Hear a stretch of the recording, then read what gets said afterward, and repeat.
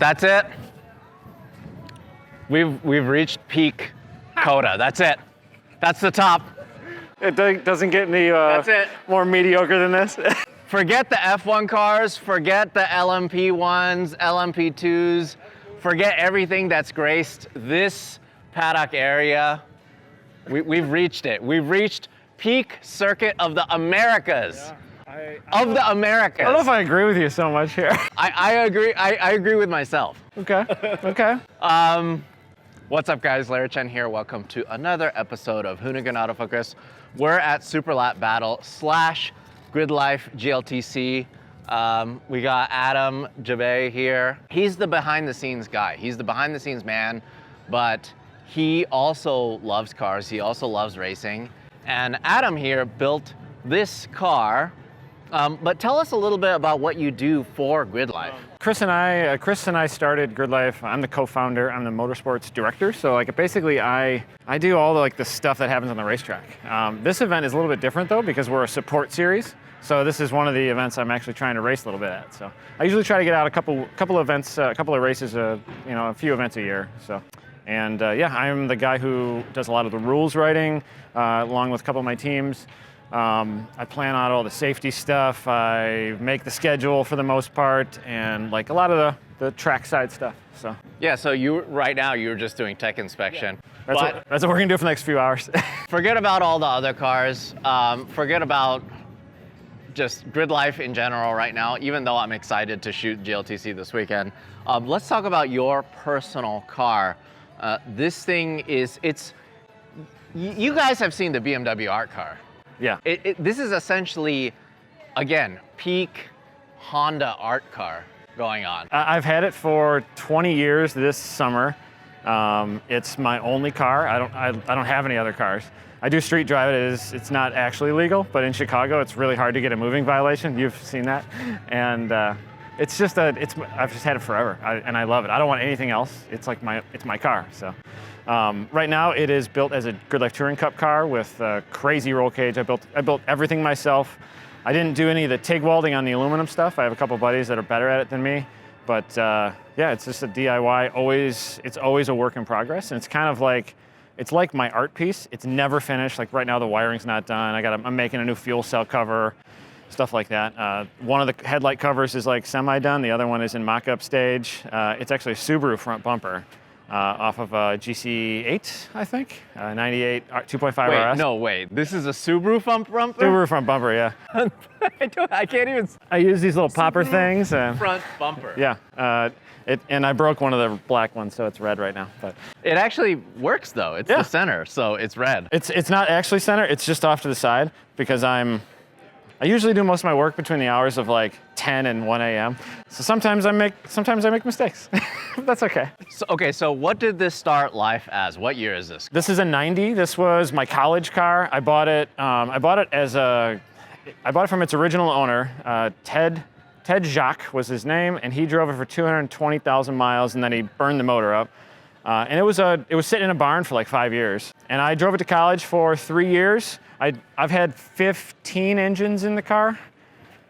15? 15 different engines. It's been just a naturally aspirated 1.5, college commuter car, dual point. Then I did a dual cam ZC. And then at one point that had ITBs, high compression, exospeed cams, and probably we didn't know how to tune back then. We had an air fuel autometer gauge. And we just made it go full green, those kind that bounced. And that was how we tuned. It was on a program called Ghettodyne, where you unsolder the main pin and the main ECU chip and put a new 28-pin socket in there. And then we would make a rip down the street, make the fuel richer, make a rip down the street, make the fuel richer. It had D-series turbos. It had a 1.5s, 1.6 built turbo, all kinds of stuff in the D-series world. Recently it had a D15B with a supercharger on it last year in GLTC, which was a really fun power plant. It heat soaked, but I had a really good air to water Laminova core setup built for it, and it heat soaked, but it was really fun, made cool noises. And right now it has.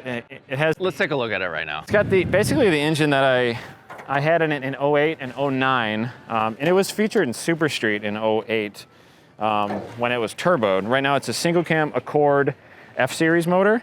And like in '07, I modded the frame. That's why this isn't like super gorgeous, but it's moved over 2 inches because it's mated to a D-Series trans with an adapter plate. So Okay, so what is this out of? A Honda Accord? a 90 to 93, the head, and the bottom end is out of a 98. So it's stock bottom end, F23 with an F22 A1 head. And the ports are like K-Series size, they're really big.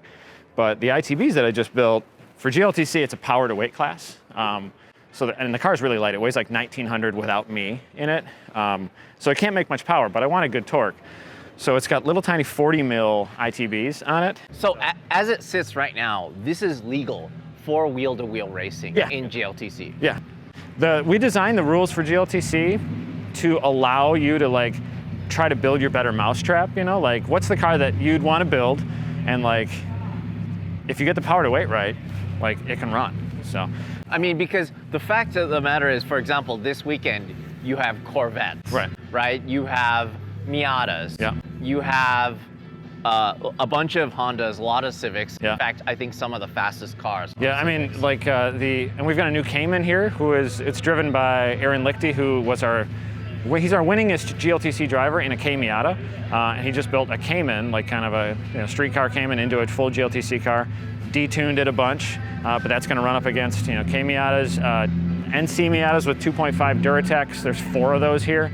Eric Cattill's EG, which is probably the best setup Civic in the country as far as like road racing. It's amazing. Car's so incredible. Yeah, we enjoyed featuring that car. Yeah, really cool build. Okay, so what else? I mean, this has got to be just like worn down. It's from motors going in and out. I think it has fast. like 10 coats of paint on it and stuff in the engine bay, but 10 coats? It's so many coats. One day I hope to like get it blasted and like take it all the way down, but it still has like half original paint in the back.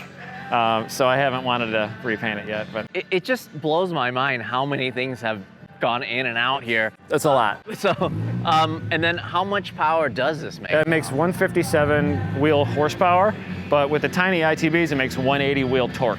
So like real fat torque, and it makes it for a long way. So hopefully it'll be a good GLTC car once I sort it out. But the trans is unique too. It's the only time I know anybody that's done this. It's a D-Series cable trans on this side and a hydro trans on that side that my buddy Blake Meredith in Georgia built. He's like D-Series genius. So it's half and half from the EG and the EF. You gotta like fill one part with epoxy right here.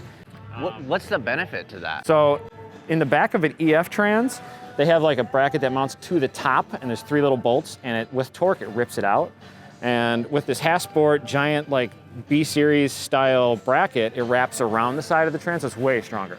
And then you can use a regular clutch master, which I can't because of the adapter plate, but I could, if I had a D-Series, use a regular EG master, so, or slave, I mean, on the bottom, so. All right, let's walk around this a little bit.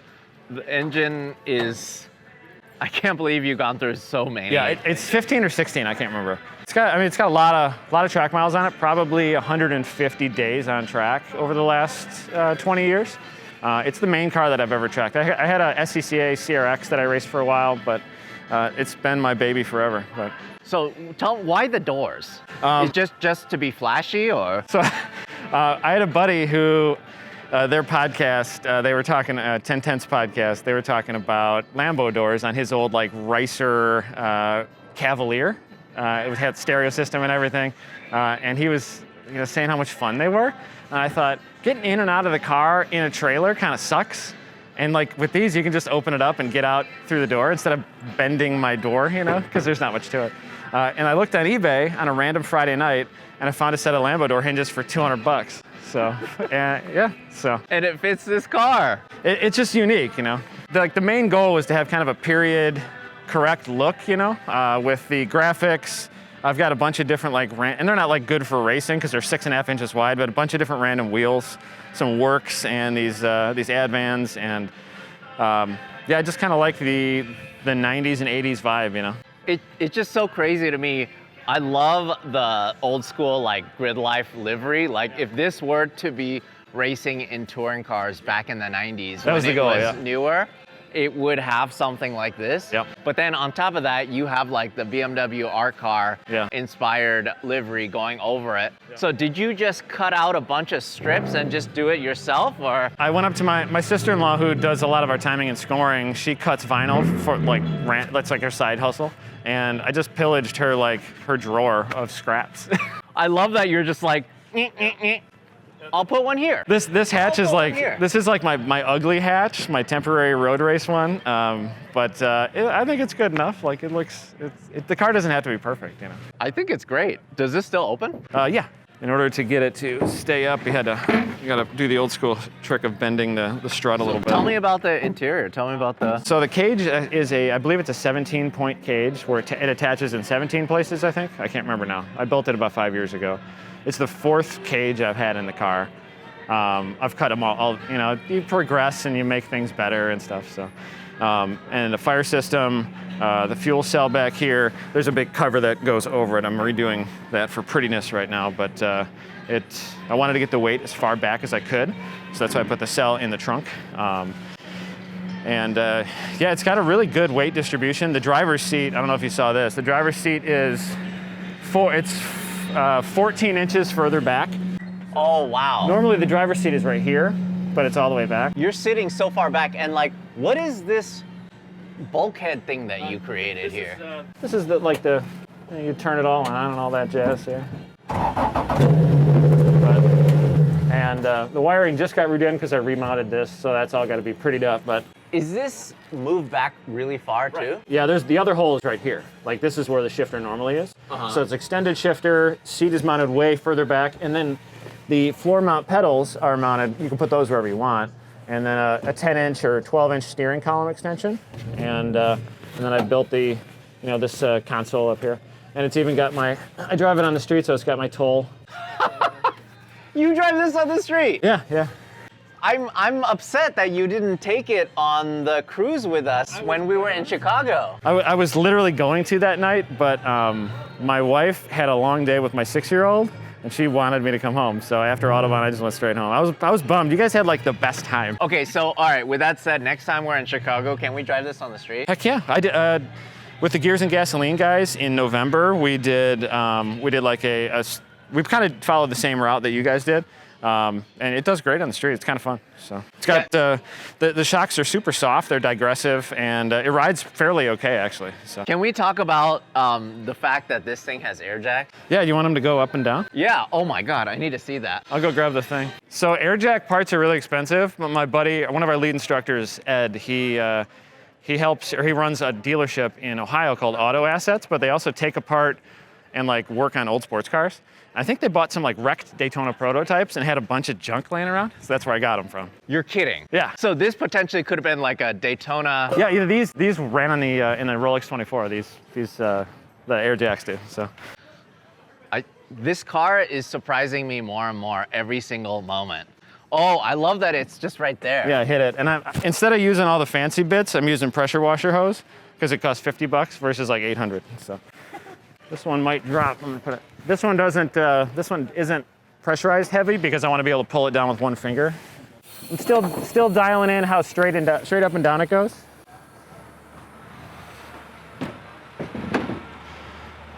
Come on, girl. Come on, girl. There we go. I just put some new valves in. I'm trying to balance how it goes up, but this is the coolest thing. I can't explain. This is a street car / race car. It's running Hoosiers right now. Right now it is, yeah. But they're DOT Hoosiers. DOT Hoosiers, and it has air jacks. This Civic is floating. The main reason I did the air jacks was because at our events, I don't get a lot of time to work on my car. So like if I have to change tires, I'd have to like pull the skirts off, run it up on 2x4s, and like it's a 5-minute process to like get half of it in the air, And now it's a 10-second process. So it might get me to race like one more time a year. That's the goal. So.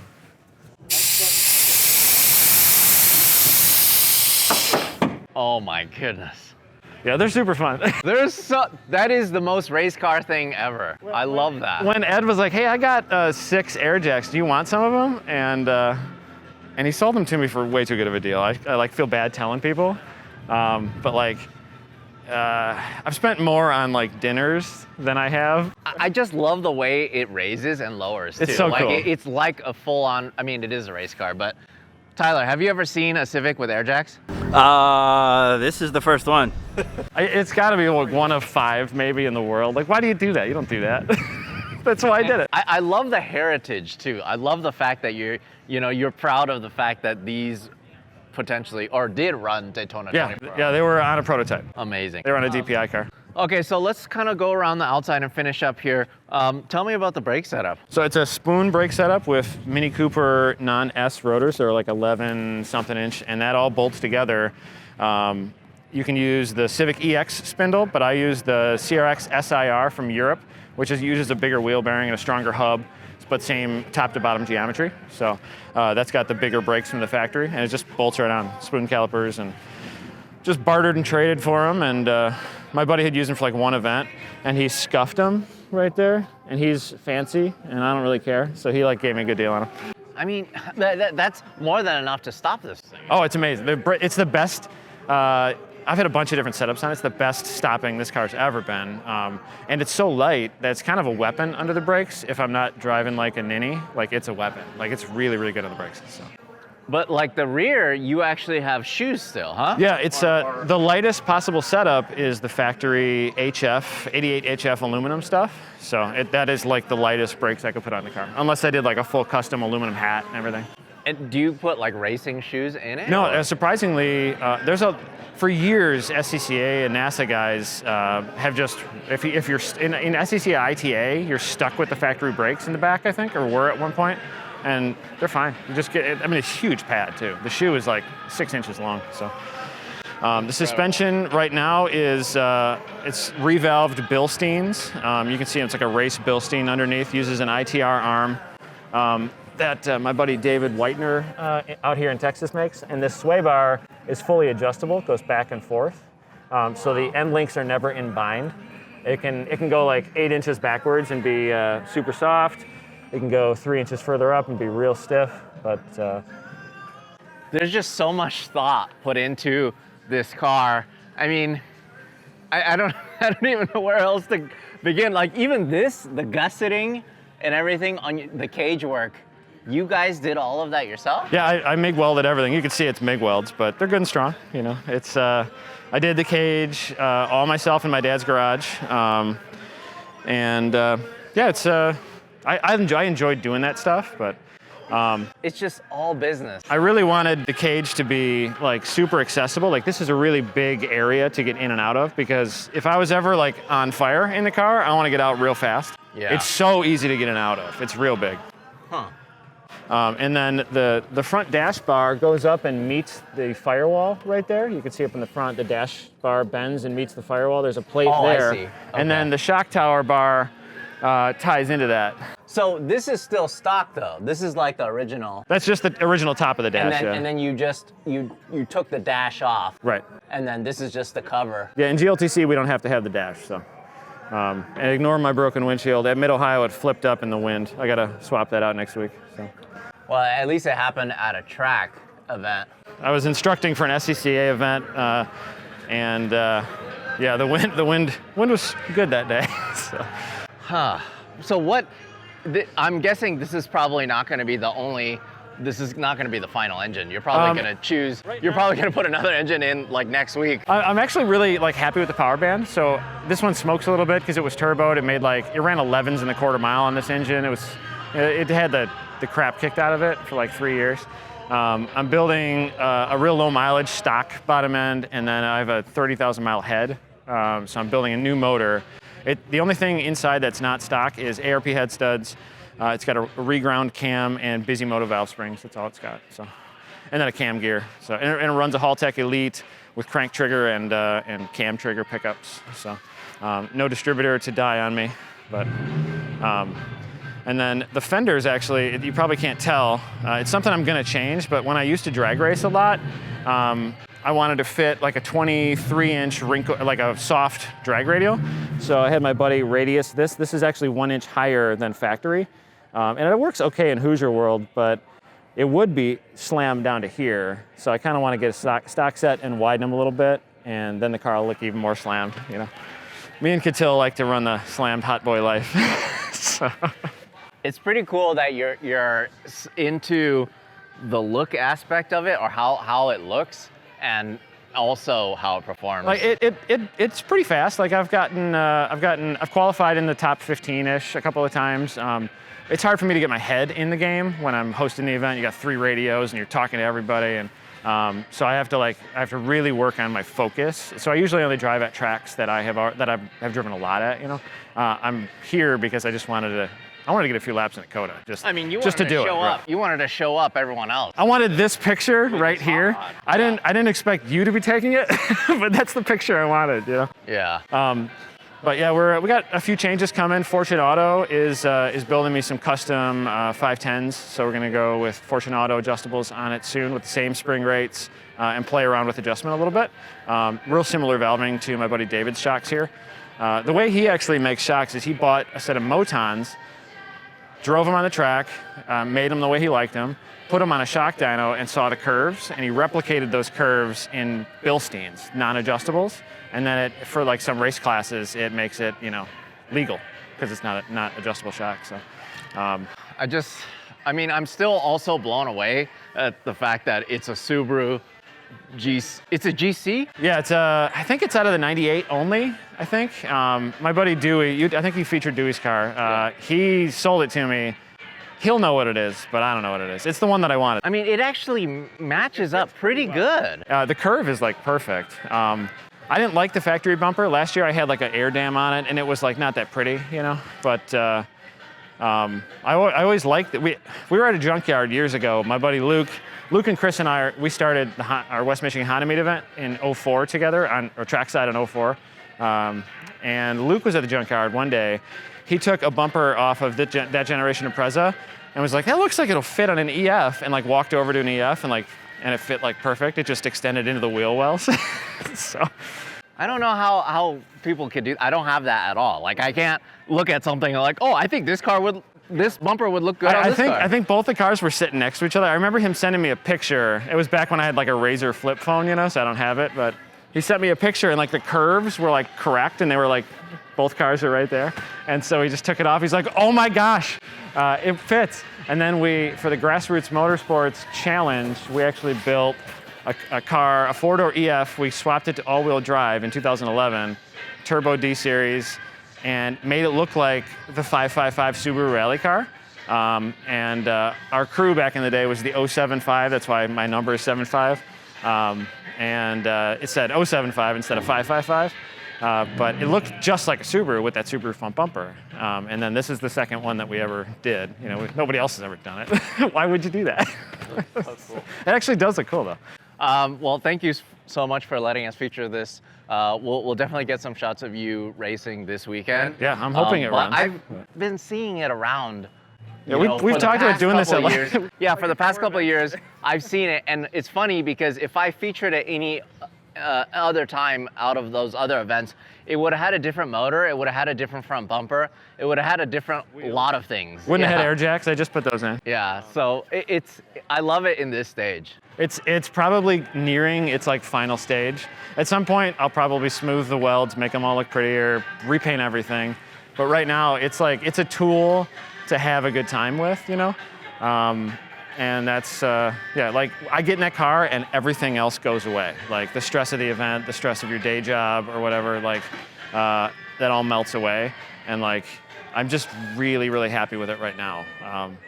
I gotta get the oil pressure figured out. I need better oil baffles. It's probably gonna have a lot of oil in it in order to not oil star, but we learned that today. But yeah, it's a fun car.